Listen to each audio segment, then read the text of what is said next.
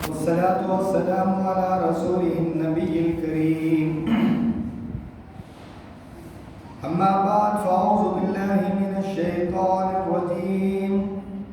بسم الله الرحمن الرحيم.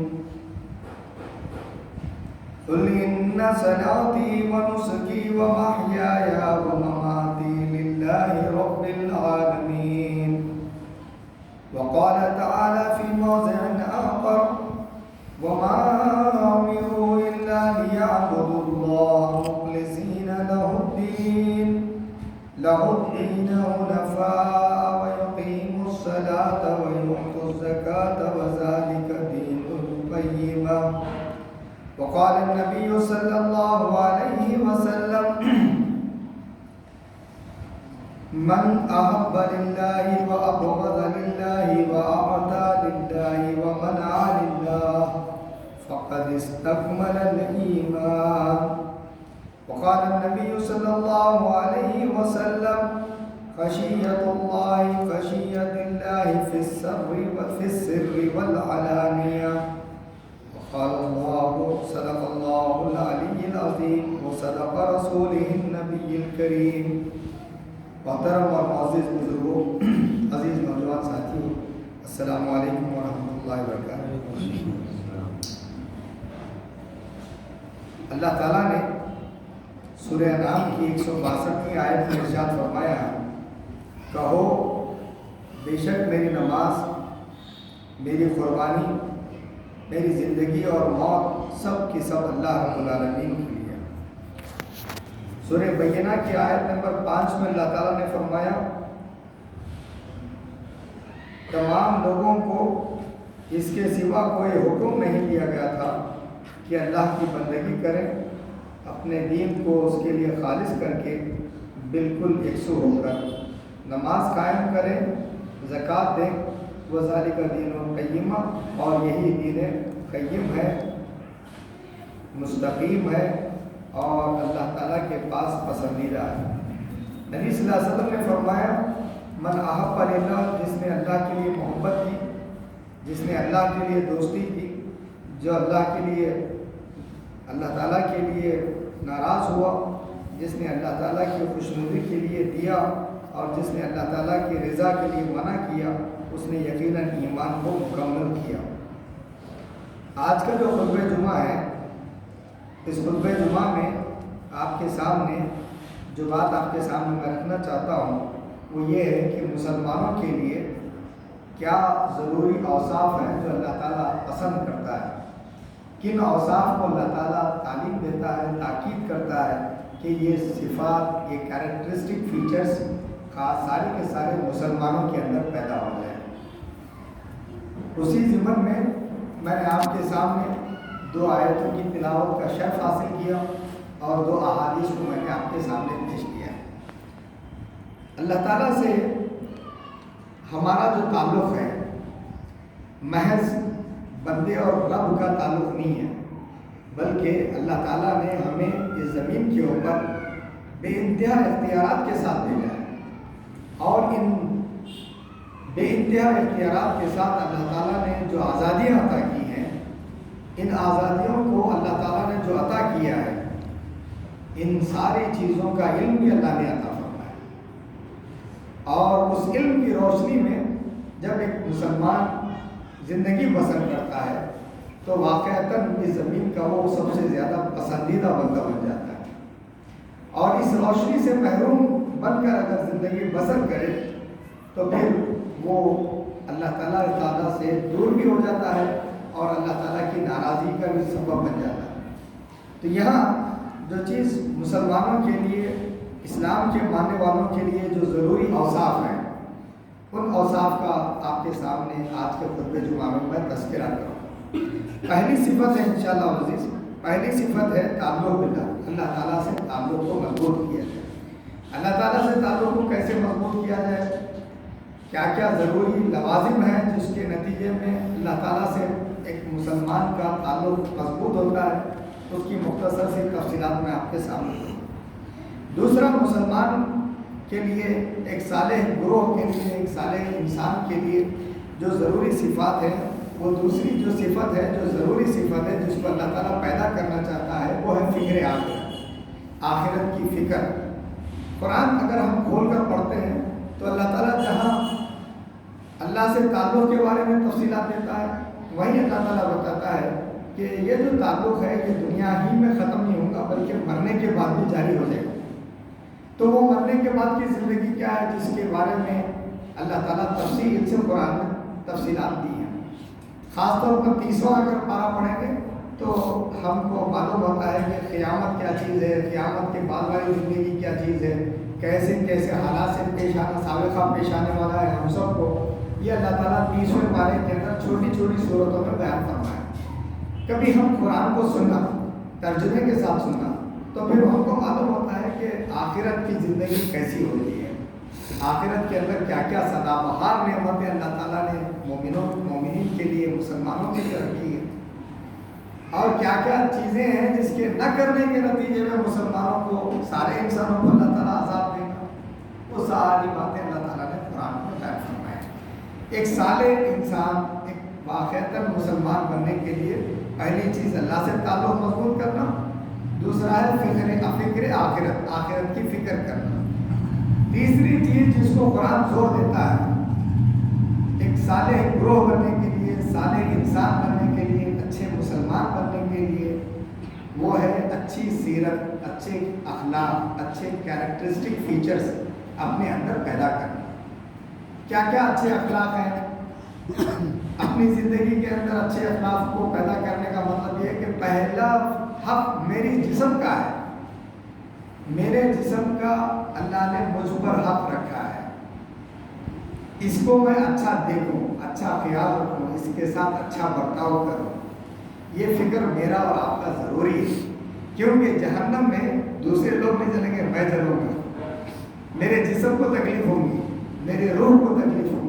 تو میرے جسم کو اگر میں جہنم کی آگ سے بچانا چاہ رہا ہوں، میرے روح کو جہنم کی آگ سے بچانا چاہ رہا ہوں، تو کیا کیا اوصاف، کیا کیا چیزیں ہیں جو مجھے پیدا کرنا ہے، اس کو کہتے ہیں اچھے اخلاق۔ اچھے اخلاق کا مطلب ہمارے پاس کیا ہوتا ہے کہ بھائی لوگوں کو کچھ پیسے دے دیے، السلام علیکم کرے، خیر وعافیت دریافت کر لیے، بس۔ زندگی کا یہ بھی ایک حصہ ہے، لیکن سب سے پہلا میرے جسم کا ہے، میرے روح کا ہے، کہ میری زندگی سے، میرے اعمال سے کہیں اس جسم کو، روح کو نہ دنیا میں تکلیف پہنچے نہ آخرت میں پہنچے، اس کی فکر کرنا۔ تو قیام اللہ تعالیٰ قرآن نے ایک صالح انسان کے لیے، ایک اچھے مسلمان کے لیے تفصیلی طور پر اس کو بتایا۔ چوتھی چیز ہے ایک صالح انسان بننے کے لیے صبر کا ہونا، استقامت کا ہونا، مضبوطی کے ساتھ مضبوط سیرت کو پیدا کرنا، مضبوط اخلاق کو پیدا کرنا، اور ان حالات میں مجھے تکلیفیں اگر آتی ہیں تو اس پر جم جانا، استقامت کا مظاہرہ کرنا، یہ چوتھی صفت ہے جس کو مجھے پیدا کرنا چاہیے۔ ایک صالح انسان کو بننے کے لیے پانچویں جو صفت ہے وہ ہے حکمت۔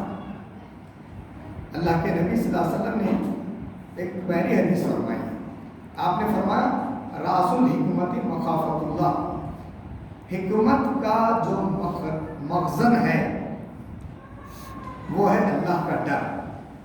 جس انسان کے اندر اللہ تعالیٰ کا ڈر پیدا ہو جائے گا تو اس کے اندر حکمت پیدا ہو جائے گی۔ جس انسان کے اندر اللہ کا ڈر نہیں ہوگا تو اس کے اندر حکمت پیدا نہیں ہوگی۔ دنیا میں آپ اور ہم دیکھتے ہیں اللہ تعالیٰ نے بہت ساری چیزوں سے ہم کو منع فرمایا،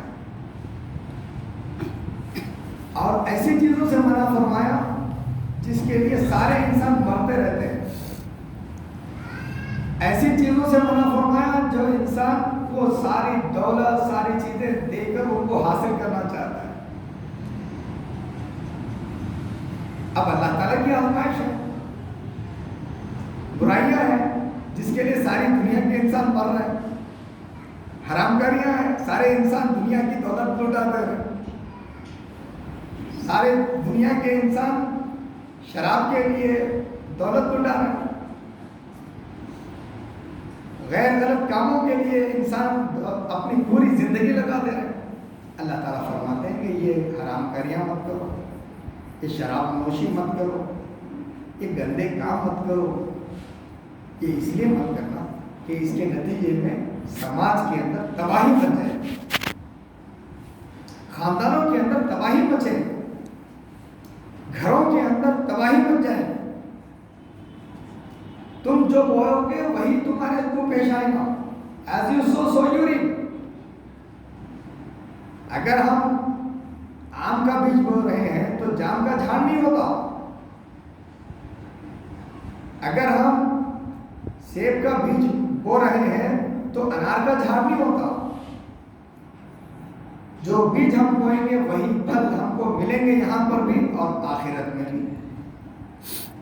اللہ کے نبی کے پاس صلی اللہ علیہ وسلم کے پاس ایک نوجوان آیا، آ کے کہنا لگا اللہ کے رسول مجھے زنا کی اجازت دیجیے۔ نبی صلی اللہ علیہ وسلم صحابہ غصے میں کلمہ لینے کہ کیسا مطالبہ کر رہا ہے نوجوان؟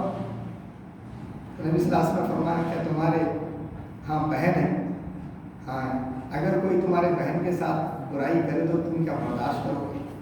برداشت نہیں کرو۔ پھر پوچھے نبی صلی اللہ علیہ وسلم نے تمہاری ماں ہے؟ ہاں ہے۔ اگر ماں کے ساتھ کوئی برائی کرے تو کیا تم پسند کرو گے؟ کیا تمہارے اس طرح مختلف آپ نے سوالات کیے۔ نوجوان نے کہا اللہ کے رسول اب میں زنا نہیں کروں۔ سماج کے اندر جو برائیاں پھیل رہی ہیں، جو برائیاں پھیل رہی ہیں، کہیں ایسا تو نہیں ہے کہ وہ ہمارے اعمال کا نتیجہ ہے۔ اللہ کے نبی صلی اللہ علیہ وسلم نے فرمایا کہ یہی حکمت ہے۔ ایک مومن حکیم ہوتا ہے، برائی کو کرنے سے پہلے، جھوٹ بولنے سے پہلے یہ سوچتا ہے کہ اگر میں جھوٹ بولوں گا تو اس کا اثر میری زندگی پر پڑے گا، میں اگر رشوت دوں گا تو اس کا اثر میری زندگی پر پڑے گا، میں غیر غلط کام کرنے لگوں گا، اسی طرح میں غیر کام کروں گا، جھوٹ بولوں گا، لڑائی جھگڑا کروں گا تو اس کا اثر میری زندگی پہ مجھے دیکھنا پڑے گا۔ اسی لیے انگریزی میں ایک محاورہ ہے as you sow so you reap, جو بولو گے وہی اٹھے گا۔ اللہ تعالیٰ کے کا فضل ہے، احسان ہے کہ اس نے ہم کو علم عطا فرمایا، بتا دیا کہ یہ برائیاں ہیں، ان برائیوں سے ہمیں رکنا ہے۔ اس کی تفصیلات اللہ تعالیٰ نے قرآن میں دے دی ہیں، اور جن چیزوں سے اللہ تعالیٰ نے ہمیں واقف کروایا ہے ان تمام چیزوں سے بے چون و چرا ان باتوں کو سننا، اس پر آمنا و صدقہ کہنا اور اس کی اطاعت کرنا ایک مومن کے لیے، مومن صالح کے لیے، ایک مسلمان کے لیے ضروری ہے۔ جب بھی وہ مسلمان کہلاتا ہے۔ ہمارے اندر برائیاں ہیں اور ہم اگر ان برائیوں کو دور نہیں کریں گے تو ہم اللہ تعالیٰ کے پسندیدہ بندے کیسے بنیں گے؟ اللہ تعالیٰ کی رحمت ہمارے پاس کیسے ہے؟ اللہ تعالیٰ کی ناراضگی سے ہم کیسے بچیں گے؟ تو مومن صالح کے لیے، مسلمان کے لیے جو ضروری اوصاف ہیں وہ 5 ہیں جس کو قرآن میں توجہ دلایا گیا ہے۔ ایک ہے اللہ تعالیٰ سے تعلق، دوسرا ہے آخرت کی فکر، تیسرا ہے حسن سیرت، اچھے اخلاق پیدا کرنا، چوتھا صبر و استقامت ہے، 5ویں چیز ہے حکمت۔ تو آج کے خطبہ جمعہ میں تعلق باللہ کو کیسے پیدا کرنا چاہیے، اس کو کس طرح پروان چڑھانا چاہیے، اس پر اپنی زندگی میں کیسے پروان چڑھانا چاہیے، اس کو پروان کرنا چاہیے، اس پر میں آج توجہ دلاؤں۔ پہلی چیز، اللہ تعالیٰ کے نبی حضرت محمد صلی اللہ علیہ وسلم نے تعلق باللہ کی وضاحت کرتے ہوئے فرمایا خشیت اللہ فی السر والعلانیہ۔ پہلی چیز جس کو مجھے اور آپ کو سمجھنا چاہیے وہ ہے ہم بحیثیت بندے اللہ تعالیٰ سے ہم کیسے تعلق قائم کریں۔ قرآن اس کو واضح طور پر بیان کرتا ہے۔ تعلق باللہ کی کئی نوعیتیں ہیں۔ مثال طور پر میرا تعلق اللہ تعالیٰ سے ہے تو میرا تعلق اللہ تعالیٰ سے کیسے مضبوط ہونا چاہیے۔ دوسرا ہے اللہ تعالیٰ نے مجھے اس زمین پر خلیفہ بنایا ہے، بحیثیت خلیفہ اس زمین پر ہوں، میں نائب ہوں اللہ کا۔ اللہ تعالیٰ کے دین کو اس زمین پر قائم کرنے، پھیلانے، اس کو عام کرنے، اس کے پیغام کو اس زمین پر جاری و ساری کرنے کے لیے مجھے اللہ تعالیٰ نے پسند فرمایا۔ تو اس چیز کو میں کیسے مد نظر رکھوں جس کے نتیجے میں اللہ تعالیٰ سے میرا تعلق مضبوط ہو جائے۔ تیسرا، اللہ تعالیٰ نے بحیثیت مومن میری زندگی کو خرید لیا ہے۔ اللہ تعالیٰ نے جنت کے عوض میری زندگی کو خرید لیا ہے۔ تو بحیثیت مسلمان میری زندگی اب میری زندگی نہیں رہی ہے، میں خواہشات کے مطابق زندگی بسر نہیں کر سکتا، اس لیے کہ جنت کے بدلے میں ایک مومن کی زندگی کو اللہ نے خرید لیا ہے۔ تو مجھے جنت میں جانا ہے تو کیا کیا اوصاف ہیں جس کو پیدا کرنے کے نتیجے میں اللہ تعالیٰ کا تعلق مضبوط ہو جائے گا۔ چوتھی چیز ہے میں اللہ تعالیٰ کے سامنے جواب دہ ہوں۔ یہ نوعیتیں 4 نوعیتیں یاد رکھیے، میں اللہ تعالیٰ کے سامنے جواب دہ ہوں۔ میں قیامت کے دن جب ٹھہروں گا تو اللہ تعالیٰ مجھ سے پوچھے گا کہ بحیثیت مسلمان تجھے میں نے ذمہ داری دی تھی انسانوں کے سامنے اسلام کے پیغام کو پھیلانا، تو یہ فکر، یہ کیفیت، اس کا جائزہ جب قیامت کے دن لیا جائے گا تو میں اللہ تعالیٰ کے سامنے کیا جواب دوں۔ تو آئیے جو چیز سب سے پہلی چیز ہے تعلق باللہ کی جو نوعیت ہے بحیثیت بندہ ہونے کی، اس نوعیت کو سمجھیے۔ جب ہم بحیثیت بندہ اگر زندگی بسر کرتے ہیں تو ہمیں سب سے پہلے جو چیز ذہن میں رکھنا ہے وہ ہے میں اللہ تعالیٰ کو سے ڈرنے کی زندگی گزاروں، ڈرتے ہوئے زندگی بسر کروں۔ ہر لمحہ چاہے تنہائی میں رہوں، چاہے لوگوں کے درمیان رہوں، بحیثیت بندہ، بحیثیت غلام۔ بندے کے معنی کیا ہے؟ غلام کے، میں اللہ تعالیٰ کا غلام ہوں، اللہ کا بندہ ہوں، تو مجھے کیا کرنا چاہیے؟ مجھے اللہ تعالیٰ کا ڈر اپنے اندر پیدا کرنا ہے، کیونکہ میرا پہلا تعلق اللہ تعالیٰ سے یہ ہے کہ میں اس کا بندہ اور غلام ہوں۔ میں لا الہ الا اللہ محمد رسول اللہ کہہ چکا ہوں، شعوری طور پر میں مسلمان ہوں، بے شعور مسلمان نہیں ہوں۔ میں اعلان کر چکا ہوں، کلمہ توحید پڑھتے رہتا ہوں اور اعلان کرتا ہوں ہر نماز کے اندر، ہر اذان کے اندر اللہ کی کبریائی کا اعلان سنتا ہوں۔ تو اعلان اللہ کی بڑائی کا سننے کے بعد جو سب سے پہلا کام ہے بندے کا، اس کے سامنے سر جھکا دینا۔ اگر یہ سر جھکانے کی کیفیت میرے اندر پیدا ہو رہی ہے تو پھر میں اور آپ کامیاب ہیں۔ بحیثیت بندہ میں اس کی اطاعت کر رہا ہوں تو آپ اور میں یہ بات سمجھ چاہیے کہ واقعتاً میں مسلمان ہوں۔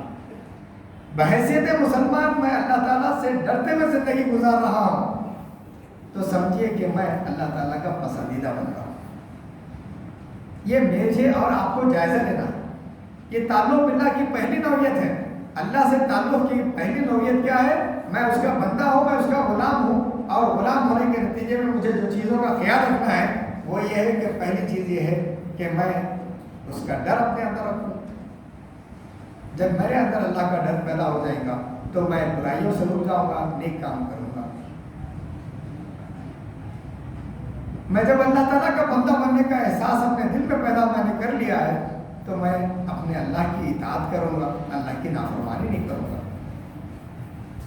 بندے کی نوعیت سے میں اگر سوچتا ہوں جو کام بھی میں کروں گا تو اللہ تعالیٰ کو راضی کرنے کے لیے کروں گا، اللہ کو ناراض کرنے کے لیے نہیں کروں گا، اللہ کی خوشنودی کے لیے کام کروں گا۔ میں کسی کو دے دیا تو اللہ تعالیٰ کی خوشنودی کے لیے میں نے اللہ کے لیے دیا ہے۔ میں اپنے بیوی بچوں پر پیسہ خرچ کر رہا ہوں، اس لیے کر رہا ہوں کہ اللہ تعالیٰ کی خوشنودی مجھے منظور ہے۔ اللہ چاہتا ہے کہ میں اپنے پسندیدہ مال کو پہلے جو مستحق ہیں، میرے ماں باپ ہیں، میرے بہن بیوی بچے ہیں، میرے بہن بھائی ہیں، ان پر میں خرچ کروں۔ میں خرچ کرتے ہوئے یہ سوچوں کہ میں اللہ نے یہ جو امانت مجھے دی ہے دولت کی شکل میں، بیوی بچوں کی شکل میں، ماں باپ کی شکل میں، بحیثیت بندہ میں ان کا حق ادا کروں۔ بحیثیت بندہ ان کے ذہن اور فکر کو بناؤں کہ وہ اسلامی بنے، وہ مسلمان بن جائے۔ میری پوری خوشنودی اس بات کے اندر ہے کہ وہ اللہ مجھ سے راضی ہو جائے اور مجھ سے خوش ہو جائے، میرے کسی کام سے اللہ تعالیٰ ناراض نہ ہو، اس سے میرے کسی عمل سے اللہ تعالیٰ ناراض نہ ہو۔ میں چاہتا ہوں کہ میں جنت میں جاؤں، میں چاہتا ہوں کہ میرے بیوی بچے ماں باپ بہن بھائی بھی جنت میں جائیں۔ بحیثیت بندہ میرا پہلا تعلق اللہ تعالیٰ سے یہ ہے کہ میں اس کی خوشنودی کے لیے، اس کے رضا کے لیے زندگی بسر کروں۔ دوسری چیز جس کو اللہ تعالیٰ کے نبی حضرت محمد صلی اللہ علیہ وسلم نے بتایا، اللہ تعالیٰ نے فرمایا سورہ بقرہ کے ابتدا کے اندر، ہم نے تمہیں زمین پر خلیفہ بنایا ہے۔ سارے مسلمان جب ابتدا میں آدم علیہ السلام کی نسل سے اٹھے تو وہ مسلمان تھے، لیکن نافرمانی کب شروع ہوئی؟ حابل و قابل کے قتل کے بعد سے جو شروع ہوئی تو اس کے بعد سے آج تک جاری ہے۔ وہاں تھوڑا سا بگاڑ تھا لیکن آج بہت زیادہ بگاڑ ہے. وہاں بہت کم نافرمانی تھی، آج ہر لمحے نافرمانی. وہاں تھوڑی سی اطاعت میں کمی تھی، نافرمانی ہو گئی تھی، آج ہر لمحہ انسان نافرمانی کر رہا ہے. تو آپ مجھے بتائیے کہ کیا اللہ تعالیٰ ایسے کمزور سے تعلق رکھنے والے انسانوں پر رحم کرے گا یا عذاب نازل کرے گا؟ تو یہ تعلق باللہ کو مضبوط کرنے کا ایک سب سے بہترین طریقہ یہ ہے کہ میں ہمیشہ یہ سوچوں کہ میں اللہ کا بندہ ہوں اور اللہ تعالیٰ نے مجھے اس زمین پر اپنا خلیفہ بنایا. خلیفہ نائب ریپرزنٹیٹیو کو کہتے ہیں. میں اللہ کا نمائندہ ہوں، اللہ کا ریپرزنٹیٹیو ہوں. مجھے اللہ تعالیٰ نے اس زمین کے اوپر اپنے دین حنیف اسلام کے نظام حیات کے ساتھ زمین پر بھیجا ہے. مجھے باشعور مسلمان گھرانے میں پیدا فرمایا ہے. مجھے اسلام کی توفیق عطا فرمائی، مسجدوں میں حاضر ہونے کی توفیق عطا فرمائی، اللہ کے سامنے جھکنے اور سجدہ کرنے کی توفیق عطا فرمائی. تو یہ بہت بڑا احسان ہے اللہ کا. یہ فکر اور یہ سوچ میں اور آپ پیدا کریں. کیوں؟ اس لیے کہتا ہے کہ اللہ تعالیٰ کہہ رہا کہ ہم نے تمہیں خلیفہ بنایا ہے زمین کے اوپر. یہ زمین کے اوپر تم آزاد نہیں ہو، من چاہی زندگی گزارنے کے لیے ہم نے تمہیں نہیں چھوڑا ہے، نہیں پیدا کیا ہے، بلکہ تم بحیثیت مسلمان پیدا کیے ہوئے ہو، مسلمان گھرانے میں پیدا کیے ہوئے ہو، مسلمان شعور کے ساتھ تمہیں پیدا کیا گیا ہے. تو تمہارا کام یہ ہے کہ اس نظام رحمت کو اس زمین پر غالب کرنے کے لیے جدوجہد کرو. تعلق باللہ کا یہ جو دوسرا حصہ ہے بہت کمزور ہے مسلمانوں کے اندر. اس کے نتیجے میں سماج کے اندر بگاڑ پایا جاتا ہے. ہر آدمی یہ سمجھتا ہے کہ میں شترے بے مہار ہوں، آزاد ہوں، من چاہی زندگی بسر کر سکتا ہوں. نوجوان بچے بھی یہی کر رہے ہیں، بچیاں بھی کر رہے ہیں. We are independent, we are liberal, ہم آزاد ہیں، ہم جو چاہے کر سکتے ہیں، میرا جسم میری مرضی. یہ کیوں ہے؟ یہ اس لیے ہے کہ ہم اپنے آپ کو یہ سوچ رہے ہیں کہ ہم آزاد پیدا کر دیے گئے. اللہ تعالیٰ نے آزاد پیدا کیا ہے لیکن ذمہ داریوں کے ساتھ پیدا کیا ہے، شعور کے ساتھ پیدا کیا ہے، علم کے ساتھ پیدا کیا ہے. آپ کو اور مجھے بتا دیا اللہ تعالیٰ نے کہ تم کو میں اپنا خلیفہ بنا کر زمین پر بھیج رہا ہوں. فرشتوں نے کہا اے اللہ تو اتنی آزادیاں دے کر اتنے طاقتوں کے ساتھ یہ زمین پر بھیج رہا ہے کہ یہ انسان زمین پر خون خرابہ کرے گا، قتل و غارت گری کرے گا، بگاڑ پیدا کر دے گا. تو اللہ تعالیٰ نے کہا تم نہیں جانتے، میں جانتا ہوں. اللہ تعالیٰ نے فرمایا علم آدم الاسماء کلہا، یہ زمین کے اندر جتنا علم ہے وہ سب اللہ تعالیٰ نے آدم علیہ السلام کو عطا فرمایا. مطلب یہ ہے یہ علم سارے انسانوں کو اللہ تعالیٰ نے آدم علیہ السلام کے ذریعے سے دیا اور یہ علم قرآن کے ذریعے سے نبی رحمت صلی اللہ علیہ وسلم کے ذریعے سے مجھے اور آپ تک پہنچا ہے. اور اس علم کو حاصل کرنا ضروری ہے اس لیے کہ خلیفہ ہونے کے نتیجے میں ہم پر جو فرض منصبی ہے اس فرض منصبی کو ہم بحسن و خوبی ادا کرتے ہوئے زمین پر کامیاب زندگی. تعلق باللہ کا جو تیسرا حصہ ہے وہ ہے ہم اس زمین کے اوپر بیع و شراء کا معاہدہ کر کے آئے اللہ تعالیٰ سے. یہ ہماری جسم کو، اس روح کو اللہ تعالیٰ کے جنت کے عوض ہم نے بیچ دیا ہے. اللہ تعالیٰ قرآن میں فرماتا ہے کہ ہم نے تمہارے جان کو اور جسم کو خرید لیا ہے جنت کے بدلے اور ہم سمجھ رہے ہیں آزاد ہے. تعلق باللہ مضبوط کرنے کا یہ تیسرا عنصر ہے، یہ تیسری نوعیت ہے جس کو آپ اور مجھے ذہن نشین کرنا ہے. مجھے منمانی کرنے کے لیے، جو چاہے کرنے کے لیے چھوڑ نہیں دیا گیا. میں جنت کے عوض سے دنیا کو بیچ چکا ہوں. یہاں کے سارے لوازم کو، سارے خوشیوں کو، خوشیوں کا مطلب کیا ہے؟ جو انسان عیش و عشرت کے پیچھے بھاگ رہا، حرام کاریوں کے پیچھے بھاگ رہا. میں یہ عزم اور یہ وعدہ کر کے اللہ تعالیٰ سے آ چکا ہوں کہ میں یہ حرام کاریاں نہیں کروں گا، یہ غلط کام نہیں کروں گا، یہ سارے چیزوں کے میں نہیں کروں گا. اس لیے نہیں کروں گا کہ مجھے اللہ تعالیٰ تو جنت میں دینے والا. یہ بیع و شراء ہے، یہ شرکت و مضاربت ہے جو اللہ تعالیٰ سے ہم نے کی ہے. یہ معاہدہ ہے جو ہم نے اللہ تعالیٰ کے سے کیا کہ ہم جنت کے عوض دنیا کو ہم نے بیچ دیا ہے. یہ حرام کاریاں ہم نہیں کریں گے، یہ غیر غلط کام ہم نہیں کریں گے، کیونکہ اللہ نے منع کر دیا ہے۔ اے اللہ تیرے ساتھ ہم یہ غلط چیزوں سے جو دل کو چاہتی ہے، دل چاہتا ہے یہ غلط کریں، لیکن ہم چھوڑ دیے، ہم منع کر دیا تو نے اس لیے چھوڑ دیا۔ تو ہم یہ کاروبار اللہ تعالیٰ سے کر چکے ہیں۔ بحیثیت مومن تعلق باللہ کو مضبوط کرنے کے لیے یہ پوائنٹ کو ہمیشہ، یہ نقطے کو ذہن میں بٹھائیں۔ یہ سارے غیر غلط کاموں کو ہم اس لیے چھوڑ دیے کہ ہم جنت کے بس ساری دنیا کے لوازمات کو ہم نے چھوڑ دیا۔ کیوں چھوڑ دیا؟ اللہ نے کیا، اللہ نے حکم دیا، یہ چھوڑ کو ہم نے چھوڑ دیا۔ چوتھی چیز جس کو اللہ تعالیٰ کے تعلق سے مضبوط کرنے کے لیے وہ یہ ہے کہ مجھے یہ زمین پہ میں آزاد نہیں ہوں، اللہ کے سامنے جواب دے۔ یہ تمام بحیثیت بندہ، بحیثیت خلیفہ، بحیثیت کاروبار جو میں نے اللہ کے ساتھ کیا ہے، یہ ساری چیزیں کیوں کیا ہے میں نے؟ مجھے جنت میں نعمتیں حاصل کرنا ہے، سدا بہار نعمتیں حاصل کرنا ہے۔ ایک واضح تصور اللہ تعالیٰ دیتا ہے آخرت کا۔ اس زمین کے اوپر جتنے مذاہب پائے جاتے ہیں، جتنے آئیڈیالوجیز پائے جاتے ہیں، جتنے نظریات پائے جاتے ہیں، اگر ان لوگوں سے پوچھے مرنے کے بعد کیا ہے، کیسی زندگی ہے، تو کرسچنس کہتے ہیں کہ ایٹ ڈرنک اینڈ بی میری، کھاؤ پیو موج مستی کرو، یہی ہے، باقی کچھ بھی نہیں۔ یہودیوں سے پوچھیں گے تو یہودی بولتے ہیں کہ عزیر علیہ السلام مرنے کے بعد ہم کو جنت میں لے جائیں گے۔ بدھسٹ کے ماننے والے کہتے ہیں کہ بدھا ہم کو نجات دہندہ ہے، وہاں ہم کو آزاد کر دیں گے۔ اور کمیونسٹوں سے پوچھیں گے تو بولیں گے ایٹوپیا کے اندر، خیالی جنت کے اندر ہے کہ دنیا بس یہی ہے، یہیں پر ہم عیش و عشرت کریں گے۔ مرنے کے بعد کی زندگی کا کوئی تصور، کوئی آئیڈیالوجی، کوئی مذہب، کوئی طریقہ زندگی زمین پر نہیں دیتا۔ دینے والی ذات اللہ تعالیٰ کی ہے، اور اللہ تعالیٰ آخرت کے فکر کو پیدا کرنے کے لیے، آخرت کی زندگی کو لاجیکلی ایکسپلین کرنے کے لیے، اگر آپ قرآن پڑھیں گے 30ویں پارے کو، لاجیکلی ایکسپلین کرا، دلائل کے ساتھ واضح کرا۔ ایمانیات جتنے ہیں اللہ تعالیٰ نے دلائل کے ساتھ واضح کیا ہے۔ کیا تم نہیں دیکھتے کہ میں نے تمہیں کیسا پیدا کیا؟ کیا تم نہیں دیکھتے کہ یہ جو مچھر ہے، یہ جو مکھی ہے، ہم نے کیسے پیدا کیا؟ کیا تم نہیں دیکھتے کہ اونٹ ہم نے پیدا کیا، کیسے پیدا کیا؟ ایک سمپل کوشچن ہے جس کے ذریعے سے اللہ تعالیٰ سوالات کرتا ہے، پوچھتا ہے اے انسانوں، تم اگر مجھے چھوڑ کر تم زندگی گزارو گے تو یاد رکھو، تم دیکھتے ہو کہ مکڑی کتنا نازک گھر بناتی ہے، خالی پھونکو تو ٹوٹ جاتا ہے۔ یہ جتنے مذاہب کے ماننے والے ہیں، جتنے آئیڈیالوجیز کے ماننے والے ہیں، جتنے نظریات کے ماننے والے ہیں، وہ ایسے ہی گھر بنا رہے ہیں جو مکڑی کا گھر ہے۔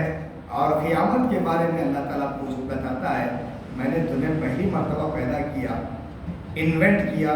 Invention is it possible? کسی چیز کو بنانا، اس آدمی سے پوچھیے جو انوینٹ کرتا ہے، جو انوینٹ آدمی کرتا ہے وہی دوسری چیز بنا کر دوسری مرتبہ پیدا کر سکتا ہے۔ میں نے تمہیں انوینٹ کیا ہے، کوئی تم کو پیدا کرنے والا؟ میں تمہیں دوبارہ پیدا کروں گا۔ پھر سوال کرتا ہے اللہ تعالیٰ، پہلی مرتبہ پیدا کرنا مشکل ہے یا دوبارہ پیدا کرنا مشکل ہے؟ لاجیکلی دلائل ہے قرآن کے اندر، اگر آپ پڑھیں گے تو ایمانیات مضبوط ہوں گے۔ ایمانیات جب مضبوط ہوں گے تو اعمال میں نکھار پیدا ہوگا، اخلاق کے اندر نکھار پیدا ہوگا۔ ایمانیات کے اندر ہم مضبوطی نہیں لائیں گے، لاجیکلی ایکسپلینیشن کو اگر ہم قرآن سے نہیں لیں گے، دلائل کے ذریعے سے ہم اپنے ایمان کو مضبوط نہیں کریں گے، تو ہمیشہ سوال پیدا ہوگا، یہ مرے کیوں، یہ تکلیفیں کیوں، یہ مشکلات کیوں؟ بس عیش کر لو، مرنے کے بعد جو ہے دیکھا جائے گا۔ تو تعلق باللہ کو مضبوط کرنے کے یہ 4 پہلو ہیں۔ بحیثیت بندہ میں سوچوں زندگی گزاروں، دوسرا میں زمین پر اللہ کا خلیفہ ہوں، اللہ کا نائب ہوں، تیسرا میں اللہ تعالیٰ سے بیع و شراء کا معاہدہ کر چکا ہوں، یہ دنیا کو اللہ کے جنت کے بدلے میں نے بھیج دیا ہے، اور چوتھا یہ کہ مجھے اللہ کے سامنے جا کر حساب دینا ہے، میں بتانا ہے کہ میں نے تیرے حکموں کے مطابق اس زمین پر زندگی بسر کیا، اس زمین کے اوپر تیرے نظام رحمت کو جاری و ساری کرنے کی جتنی استطاعت تھی میں نے کوشش کی، اور ساری طاقتوں کو میں نے صرف کر دیا تاکہ تیرا دین اس زمین کے اوپر غالب ہو جائے، انسانوں کو نظام رحمت سے واقف میں نے کروایا۔ یہ کام مجھے اور کام کو کرنا ہے۔ تعلق باللہ کا مطلب صرف آپ اور میں سبحان اللہ الحمدللہ نہیں پڑھنا ہے، بلکہ سبحان اللہ الحمدللہ ایک تعلق باللہ کو مضبوط کرنے کا ایک ذریعہ ہے۔ تسبیحات، ذکر الہی، نماز اور عبادات اللہ تعالیٰ سے تعلق کو مضبوط کرتے ہیں، ہم اس سے روگردانی کر رہے ہیں۔ نہ ہم نمازیں پڑھتے ہیں، نہ تسبیحات کرتے ہیں، نہ ذکر الہی میں مشغول رہتے ہیں، نہ فکر آخرت کرتے ہیں، نہ ہم دنیا کے اندر آخرت کے لیے جدوجہد کرتے ہیں، کیسے ہم اللہ تعالیٰ کو راضی کریں گے؟ گناہ کر دیے، اللہ سے معافی نہیں چاہ رہے ہیں۔ میں اللہ تعالیٰ سے دعا کرتا ہوں کہ اللہ تعالیٰ ہم سب کو معاف فرمائے اور ان باتوں کو ذہن نشین کرنے اور ان باتوں پر غور و فکر کرنے اور ہم بہترین مسلم بن کر زندگی بسر کرنے کے اللہ توفیق عطا فرمائے۔ سبحان اللہ بحمدہ، سبحان اللہ العظیم، سبحانک اللہم و بحمدک، نشہد ان لا الہ الا انت، نستغفرک و نتوب الیک۔ السلام علیکم۔